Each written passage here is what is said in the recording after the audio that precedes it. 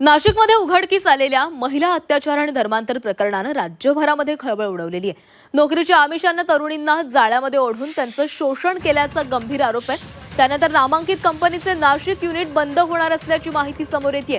Police तपास सुरू असल्यानं सध्या कर्मचाऱ्यांना कंपनीमध्ये येण्यास मनाई करण्यात आलेली आहे। कंपनीतील कामगारांना मुंबई पुण्यातील इतर प्रकल्पामध्ये सामावून घेतलं जाणार आहे। पोलीस तपास सुरू असल्यानं काही ठराविक लोक कंपनीत येत असल्याची माहिती सूत्रांनी दिली आहे। जे कॉर्पोरेट जिहार करू पाहतायत, मुळामध्ये त्याचे जे HR आहेत त्यांनी ह्या सगळ्या गोष्टी जेव्हा त्यांच्या त्यांच्या कंपनीमध्ये होत होत्या तेव्हा का थोबाड उघडलं नाही, का थांबवलं नाही?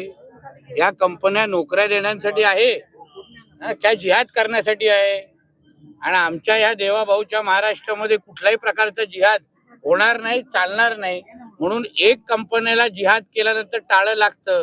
जिथे जिथे महाराष्ट्रामध्ये अशा पद्धतीचा जिहाद चालू आहे, कॉर्पोरेट जिहाद नावाचं, त्यांनी लक्ष घालावं, नाही तर टाळं तिथे पण लागेल, एक लक्षात घ्या।